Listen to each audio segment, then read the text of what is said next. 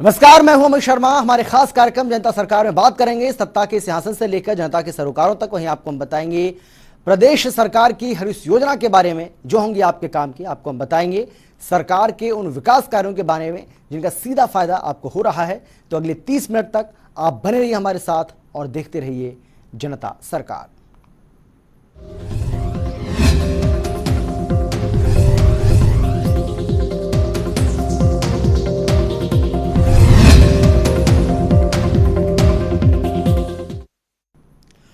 हरियाणा के राज्यपाल बंडारू दत्तात्रेय ने मंगलवार को साकेत अस्पताल का औचक निरीक्षण किया, जहां उन्होंने सभी उपलब्ध चिकित्सा सुविधाओं का जायजा लिया और मरीजों से अस्पताल में दी जा रही सुविधाओं की जानकारी भी हासिल की। इस दौरान राज्यपाल ने कई जरूरी दिशा निर्देश दिए।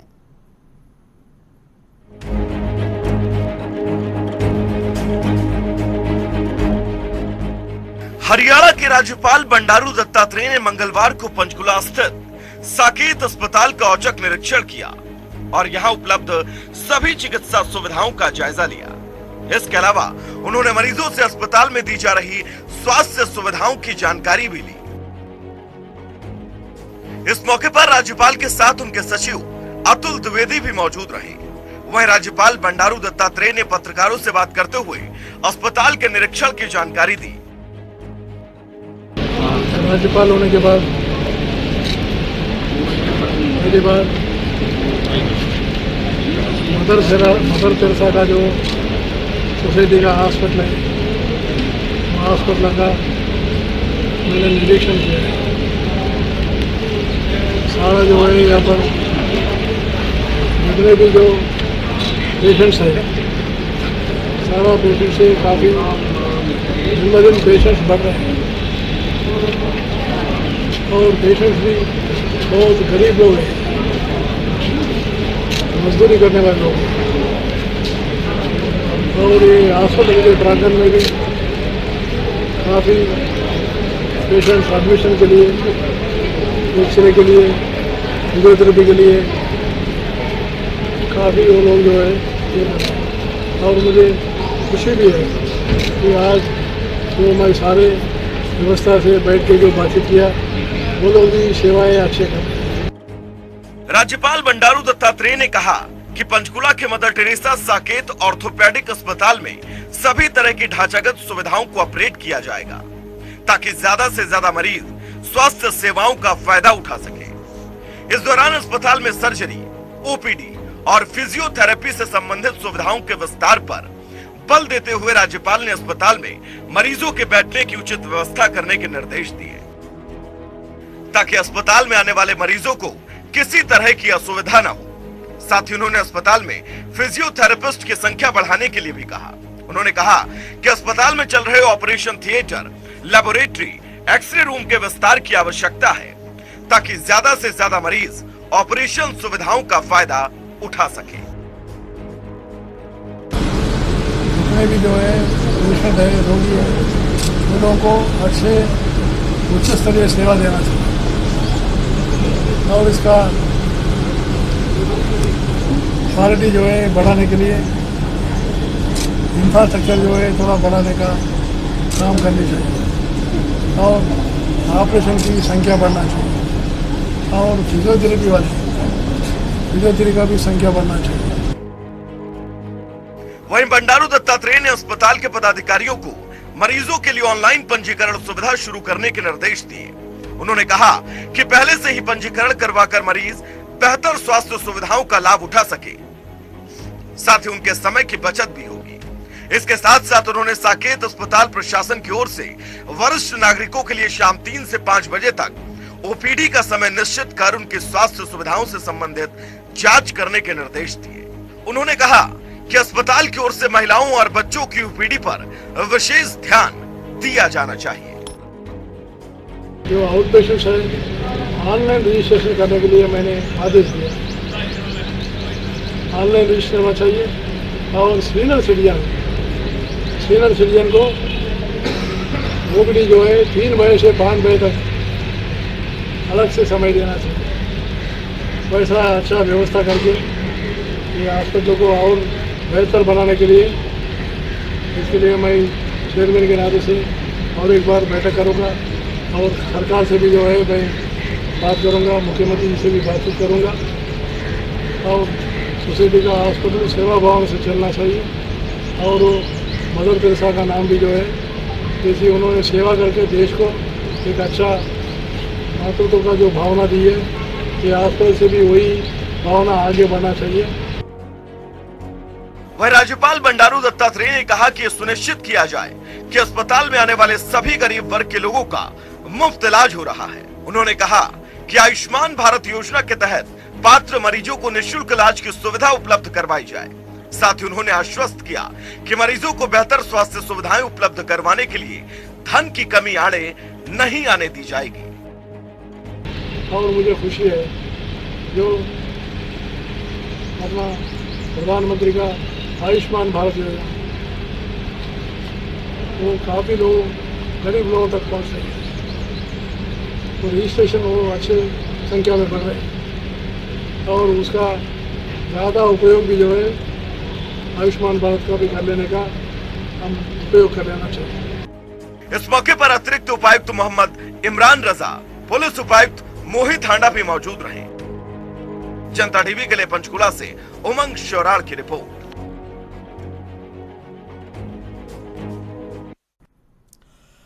हरियाणा के नवनियुक्त डीजीपी पी अग्रवाल ने राज्यपाल बंडारू दत्तात्रेय से मुलाकात की। इस दौरान राज्यपाल ने डीजीपी को शुभकामनाएं दी।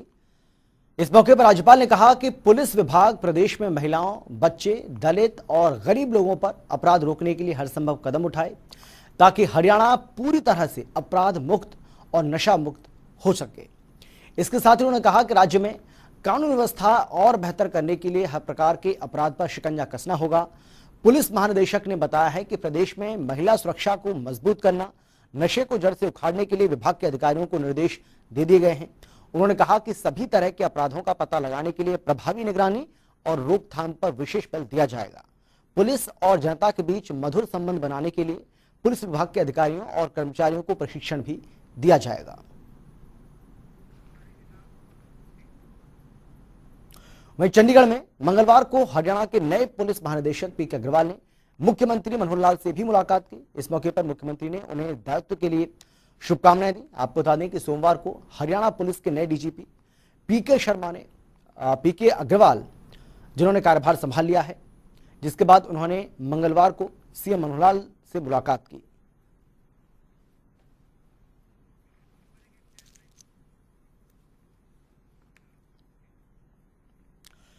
चंडीगढ़ में हरियाणा की शिक्षा मंत्री कंवरपाल गुर्जर से जनता टीवी ने खास बातचीत की है। इस दौरान उन्होंने कई अहम जानकारी दी है और बताया है कि प्राइमरी स्कूल खोलने को लेकर अभी कोई फैसला सरकार ने नहीं लिया है, क्योंकि बच्चों का स्वास्थ्य सबसे ऊपर है, सबसे पहले है। उन्होंने तिरंगा यात्रा और दिल्ली की सीमाओं पर चल रहे आंदोलन को लेकर भी अपनी प्रतिक्रिया दी। हरियाणा में सरकार की सरकारी स्कूलों को लेकर अब आगे क्या रणनीति है और इसके अलावा तमाम राजनीतिक मुद्दों पर बातचीत करने के लिए मेरे साथ हरियाणा के शिक्षा मंत्री कंवरपाल गुर्जर हैं। सर, स्कूलों को खोलने को लेकर, प्राइमरी स्कूलों को खोलने को लेकर आप तैयारी कर रहे थे, एक बैठक भी आपने करने का फैसला किया था, लेकिन अब अंतिम फैसला क्या है सर, क्या विचार हुआ है? देखिए, अभी तक कोई फैसला नहीं हुआ है। ये बात तो सही है कि हम इस पर विचार कर रहे थे, लेकिन अभी पंजाब ने भी कुछ जो स्कूल खोले थे उन्होंने कुछ बंद कर दिए। तीसरी क्लास तक के जो स्कूल थे वो बंद कर दिए। तो हम भी उस पर भी गहनता के साथ विचार कर रहे हैं और अगर परिस्थितियाँ ऐसी रहती हैं, ठीक रहती हैं, कहीं देश में इस प्रकार की नहीं शिकायत होती है, तो फिर उस पर विचार करेंगे खोलने।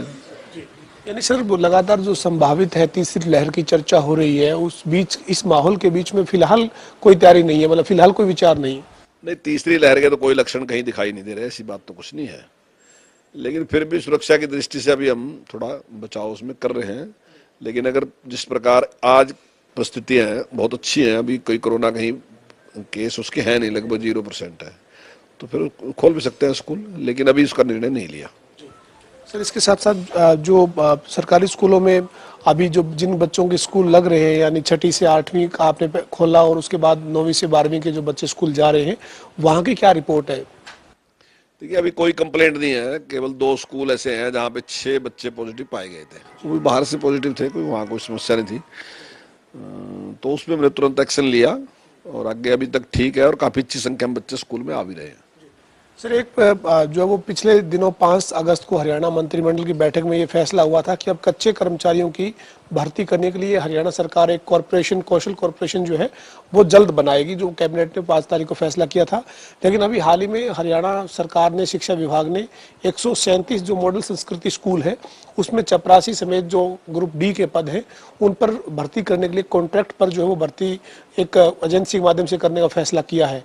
तो अगर सर 5 अगस्त को जो फैसला हुआ था उसके तहत फैसला जो किया उसमें भर्ती ना करके सीधी जो कंपनी की भर्ती माध्यम से क्यों की जा रही है? देखिए, अभी हमने जो दिया वो जो एग्जिस्टिंग एजेंसी है उन्होंने ये काम दिया। अभी सारा काम करने में तो टाइम लगेगा। देखिए, अभी हमने बनाया तो दिया उसको, लेकिन अभी सारे काम को संभालने में एक टाइम लगेगा। लेकिन जरूरत तो आज है। मान लीजिए पीएन की जरूरत है, चपरासी की जरूरत है, कोई भी जरूरत है, चौकीदार की जरूरत है, वो तुरंत जरूरत है। तो धीरे धीरे सारा उसी एजेंसी के माध्यम से भर्ती करेंगे, लेकिन अभी तुरंत जरूरत थी इसलिए कर लिया। सर शिक्षा के साथ तमाम जो राजनीतिक हालात हैं, खासतौर पर अभी बात करें तिरंगा यात्रा की, तो बीजेपी की जो तिरंगा यात्रा शुरू हुई थी वो अब संपन्न हो चुकी है। पूरे प्रदेश भर में तिरंगा यात्रा का किस तरह का रिस्पॉन्स रहा है, आप कैसे देखते हैं इसको? देखिए, बहुत ही जबरदस्त रिस्पॉन्स रहा। पूरे समाज ने जिस प्रकार से सहयोग दिया, सभी ने, जवान भी, किसान भी और सब, चाहे व्यापारी भी, सब मिलकर जिस प्रकार से तिरंगा यात्रा में शामिल हुए, वो अपने आप में मैं समझता हूँ कि अब तक की अभूतपूर्व यात्रा है। यात्राएं हमने पहले भी की, पर पहले की बजाय अब की बार का जो उत्साह था वो ज्यादा उत्साह था। और जो एक सोच है उस तिरंगा यात्रा के साथ कि ये उत्सव बढ़ना चाहिए, तो उसके परिणाम भी सामने आए। जहां तिरंगा यात्रा में बहुत बड़ी संख्या में लोगों ने भाग लिया, तो उसके बाद लोगों ने अपने अपने मोहल्ले में भी तिरंगा झंडा लहराया 15 अगस्त को। गाँव में भी, स्कूलों में भी, पार्कों में भी लोगों ने बहुत बड़े उसमें वो लिया। उसका उद्देश्य मुख्य रूप से ये है कि समाज का प्रोग्राम बनना चाहिए, सरकार का प्रोग्राम ना बने। 15 अगस्त समाज का प्रोग्राम है, ना कि सरकार का केवल प्रोग्राम रहे। तो यही उद्देश्य है, निश्चित तौर से उसमें सफल रहे और बहुत बड़ा सहयोग समाज ने उसमें दिया। सर जो लगातार अब 7 महीने से भी ज़्यादा का वक्त हो चुका है और जो ये किसानों का आंदोलन चल रहा है, इसको आप किस स्थिति पे देखते हैं? अब ये किस तरह से आपको जो वो निपटता दिखता है? चूंकि केंद्र सरकार के साथ अब बातचीत का रास्ता बंद है, चूंकि जो बात जिस तरह से किसान चाहते हैं कि कृषि कानूनों को रद्द करने के मुद्दे पर ही आगे बढ़ेंगे बातचीत के लिए, तो ऐसे में क्या सोल्यूशन देखते हैं? देखिए, समस्या का समाधान तब होता है जब कोई समस्या हो। अगर समस्या हुई ना तो समाधान क्या करें उसका? अब अगर कोई समस्या समझाए ना पहले कि ये समस्या है, कानून में कोई फॉल्ट बताया कि भाई ये है, आप इसको ठीक कर लो, तो सरकार करने के लिए तैयार है। सरकार बताओ तो ना कोई। अब वो बार बार कहते हैं कि सरकार ने मान ली हमारी बात, कि सरकार उसमें संशोधन के लिए तैयार है। भाई, आप इतने लोग बैठे, इसलिए सरकार ने कहा कि आप बताओ क्या चीज। अब वो उसी चीज को ले रहे कि सरकार जब संशोधन के लिए मान गई तो इसका मतलब तो कानून में नहीं कमी कुछ भी है। सरकार ने कहा कि आप अगर जिद करके बैठे तो हम उस पर विचार कर सकते हैं, आप बता दो मैं क्या है। अब उन्होंने अभी एक संशोधन कराया उसमें। वो कह रहे थे कि सरकार ने एक निर्णय किया कि अगर कोई भी कॉन्ट्रैक्टर, जो कॉन्ट्रैक्ट फार्मिंग में जो कॉन्ट्रैक्टर है, अगर किसान उसके खिलाफ जाना चाहता है तो एसडीएम के पास जाएगा और एसडीएम 30 दिन में उसका फैसला कर देगा। लेकिन उन्होंने कहा कि भाई आपने तो ताकत ही खत्म कर दी हमारी, हम सिविल कोर्ट में जाए। हालांकि कोई ताकत खत्म की नहीं थी उसमें, जा ही सकता है क्योंकि उसको राइट है, उसका संविधान ने उसको अधिकार दे रखा, जा ही सकता था। लेकिन उन्होंने कहा कि ये करके वो कर दो, दूसरा करो। तुम दावे के साथ कह रहा कि आप समझ लो उसको, कोई भी आदमी इसके लिए तैयार होगा क्या?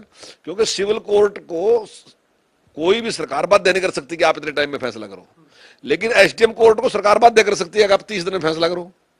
तो कोई भी किसान है वो चाहेगा यार 30 दिन में जो भी फैसला, जल्दी फैसला हो।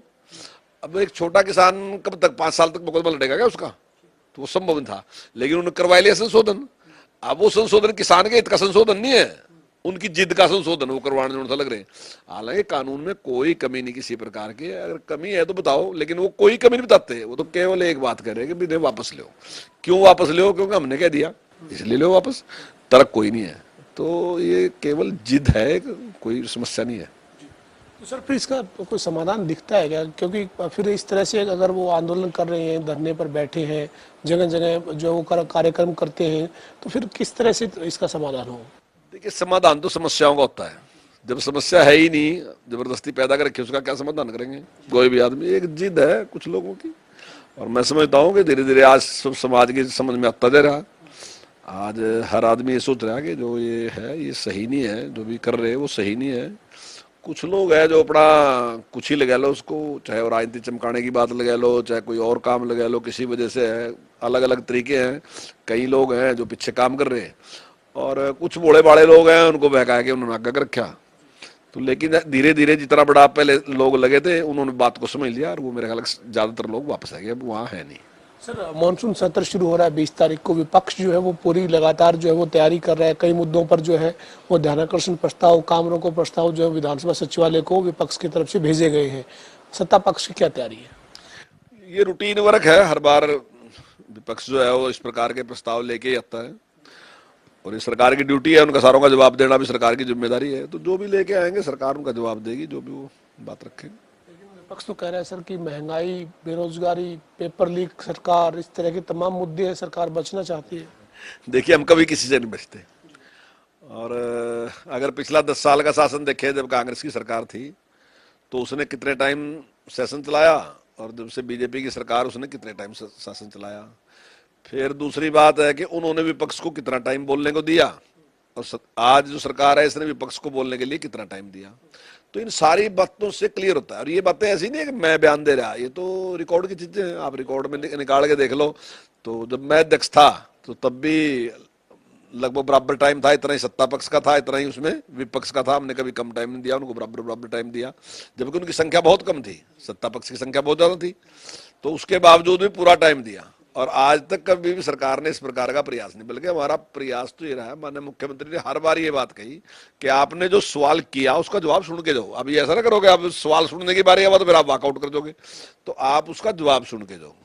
तो और कभी भी मुख्यमंत्री जी ने कोई भी किसी भी सवाल का जवाब जो है घुमा के नहीं, सीधा सीधा उसका जवाब दिया।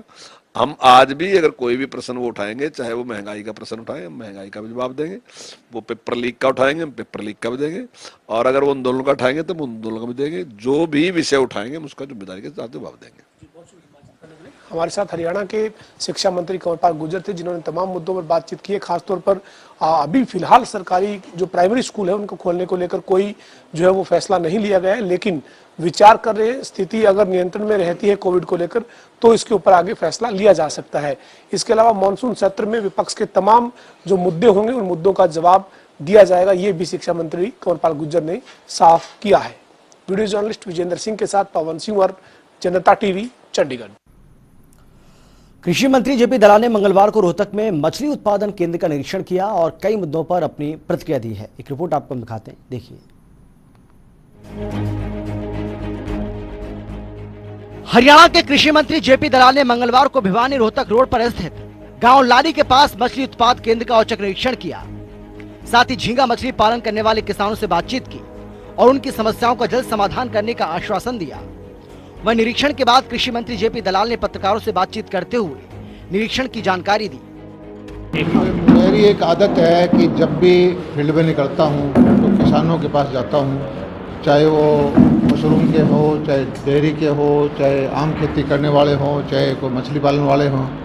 आज ये हमारे मछली पालन, झींगा पालन के जो किसान हैं, इनसे मिलने का मौका मिला और इनसे जानकारी भी ली कि इनका कितना उत्पादन कर लेते हैं, कितने खेत में कितनी मच्छी पैदा होती है, क्या इनका खर्चा है और क्या इनकी उपज होती है, कितना इनका लाभ होता है और इनकी समस्याएं क्या है।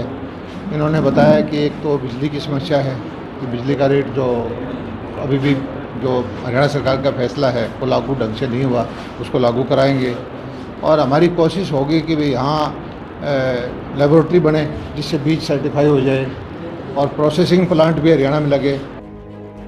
कृषि मंत्री जेपी दलाल ने इस दौरान कहा कि मछली उत्पादन किसानों के लिए एक बेहतरीन विकल्प है, जिससे किसानों को बड़ा लाभ होगा। और ये झींगा पालन खारे पानी का है, ये हरियाणा के अंदर एक क्रांतिकारी कदम होगा अगर हमारे नौजवान बच्चे झींगा पालन पर लग जाएं। किसान भाई ने मुझे बताया है कि 2.5 एकड़ के अंदर 4-5 महीने में फसल होती है, 10-15 लाख रुपए तक का फ़ायदा उसमें हो जाता है। 30 लाख रुपए तक की बिक्री हो जाती है, 25 से 30 लाख रुपए खर्चा है, 10 से 15 लाख रुपए। तो किसान को 4 महीने में 2.5 एकड़ में 10-15 लाख रुपए बच जाए तो मैं समझता हूँ कि इससे हमारे जो बेरोज़गार भाई हैं, पढ़े लिखे बच्चे हैं, सबको रोज़गार की अच्छा उपलब्ध हो जाएगा। और एक हरियाणा के अंदर जो लाखों एकड़ खराब सलाइन वाटर है, खारे पानी की ज़मीन है, जिसमें कोई खास बारिश होती है तो ही कोई थोड़ी बहुत फसल होती है, तो उसका उपयोग भी हो जाएगा और हमारी विदेशी मुद्रा भी बचेगी। देश क्योंकि ये एक्सपोर्ट भी होता है, तो इसका अगले साल हम पूरा जोर लगा कर हम केंद्र सरकार के अधिकारियों से मिलेंगे, जो किसान चाहेंगे वैसी स्कीम बनाएंगे और हज़ारों फार्म हमारा लक्ष्य है कि हम नए पैदा करके लगवाएं और बेरोजगार बच्चों को रोजगार दें। वहीं उन्होंने आंदोलन को लेकर कहा कि कांग्रेस और कम्युनिस्ट लोग आंदोलनकारियों को भड़का रहे हैं, लेकिन इस तरह से सत्ता हासिल नहीं की जा सकती। किसानों के लिए काम करने के लिए 24 घंटे लगे रहते हैं और मेरी तो प्रार्थना ये है कि जो हमारे आंदोलन के नाम पर जो लोगों का बहका रहे हैं वो भी समझे चीज़ को। ये जो सदी है नौजवानों की है और हमारा लक्ष्य जो है किसानों की आमदनी बढ़ाने का है और राजनीति करनी है तो अपनी पार्टी का मैनिफेस्टो लेके आए, अपना झंडा लेके आए, अपना चुनाव चिन्ह लेके आए, राजनीति करें, सबको अधिकार है।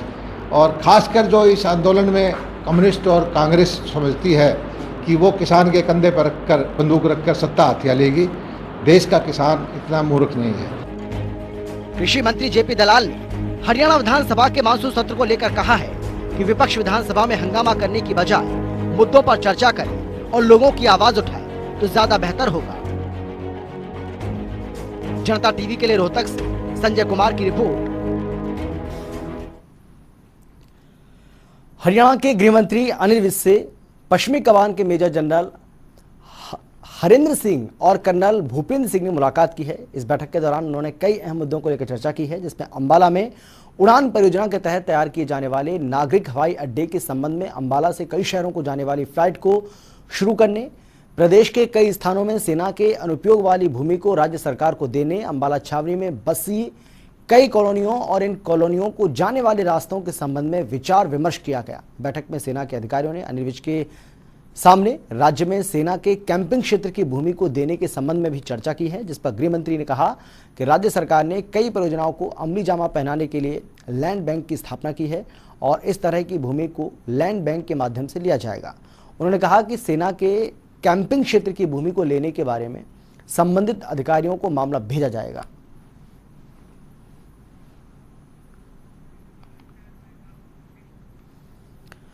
चंडीगढ़ में परिवहन मंत्री मूलचंद शर्मा से जनता टीवी ने खास बातचीत की है। इस दौरान उन्होंने जानकारी देते हुए बताया है कि रक्षाबंधन के मौके पर महिलाओं को सरकार की ओर से मुफ्त यात्रा का तोहफा दिया गया है, जिसके तहत एक दिन के लिए महिलाएं 12 से 15 साल के बच्चों के साथ मुफ्त में यात्रा कर सकती हैं। यात्रा के दौरान कोविड प्रोटोकॉल का पालन करना होगा। उन्होंने कई और जरूरी जानकारी दी है। हरियाणा में परिवहन व्यवस्था और खनन समेत तमाम मुद्दों पर बातचीत करने के लिए मेरे साथ हरियाणा के परिवहन और खनन मंत्री मूलचंद शर्मा है। सर, इस वक्त जो परिवहन व्यवस्था है कोविड के चलते जो है वो काफी समय प्रभावित रही, लेकिन अब पटरी पर हरियाणा रोडवेज की बसें आ चुकी हैं। क्या महकमा जो है वो वित्तीय नुकसान तो झेल ही रहा है, लेकिन अब स्थिति क्या है आज की तारीख में? धीरे धीरे जो कोविड के समय के बाद ये तीसरी शुरुआत हुई है, तो इससे कभी पूर्ति तो होगी नहीं भी व्यवस्था को लाइन पर लाया जा सकता है। और शुरुआत हुई है, 90% बस रोड पे हैं और धीरे धीरे दूसरे प्रदेशों की बसों की शुरुआत है। सर, वोल्वो बसें जो है वो कई नई रूट पर शुरू करने की तैयारी थी, खासतौर पर जयपुर की बात करें या बल्लभगढ़ आपका जो रूट है फरीदाबाद, वहाँ की बात करें, हिसार की बात करें, रोहतक की बात करें, उसकी क्या स्थिति है? अभी बसों के वोल्वो बसों में लोग अभी कम यात्रा कर रहे हैं।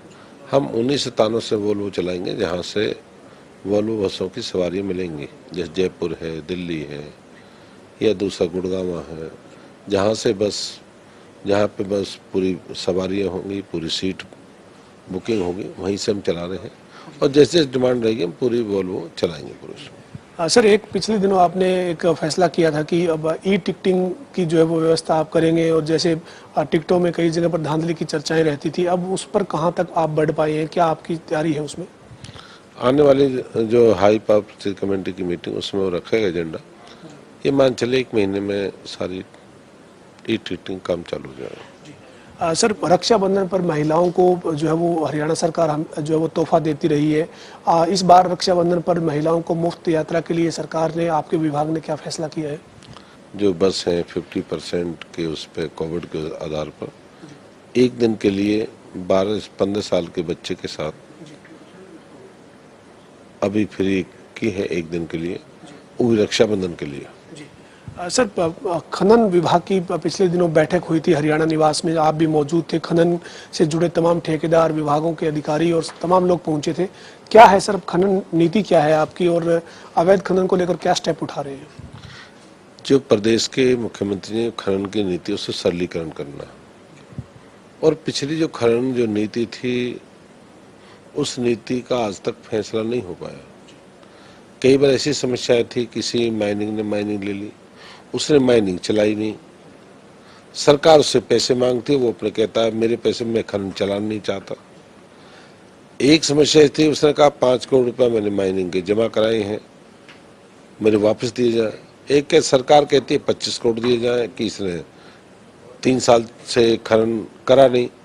तो मामला इस तरह की दुविधा थी, जो सरकार का लेना देना दोनों में आपस में उठ जाते। प्रदेश के मुख्यमंत्री जी ने उनकी राय ली है, भाई इस पे क्या सरलीकरण क्या हो कि जो खनन जो काम करते हैं, जो खनन का काम करते हैं, उनको किस तरह इससे निपटाया जाए और सरकार का जो पैसा पड़ा हुआ किस तरह उसको लिया जाए। इस तरह की मुख्यमंत्री जी ने एक मीटिंग बुलाई है। आने वाले समय में पता लगा उनके विचार लिए मुख्यमंत्री जी ने, इससे इसका जो होगा दोनों को लाभ होगा। सर, अंतिम सवाल है, अवैध खनन को लेकर आपने एसटीएफ बनाने का फैसला किया था। प्रदेश में खनन माफिया पर नकेल कसने के लिए क्या क्या कदम उठाए गए हैं? जो एसटीएफ बनाने की बात थी उसमें कहां तक पहुंचे? प्रदेश में जितना खनन माफिया पे जितना प्रदेश की सरकार ने शिकंजा कसा है, किसी सरकार नहीं कसा। पूर्व की सरकारों पे पूछे ना, आज 703 करोड़ पिछले उसे मिला और 1035 करोड़ अपनी सरकार मिला। पूर्व की सरकार में तो 500, 600, 550 यही रहा। ये पहली सरकार है जो खनन माफिया पे शिकंजा कसा, नहीं सॉरी, अवैध माइनिंग जो करने वाले उन पर शिकंजा कसा, तभी तो मिला। और एक भी अवैध माइनिंग करता हुआ पूरे प्रदेश में हम उसके खिलाफ अभियान चलाएंगे, चाहे उसका पॉपुलर। और हमारे खास कार्यक्रम जनता सरकार में आज के लिए बस इतना ही। आप देखते रहिए जनता टीवी।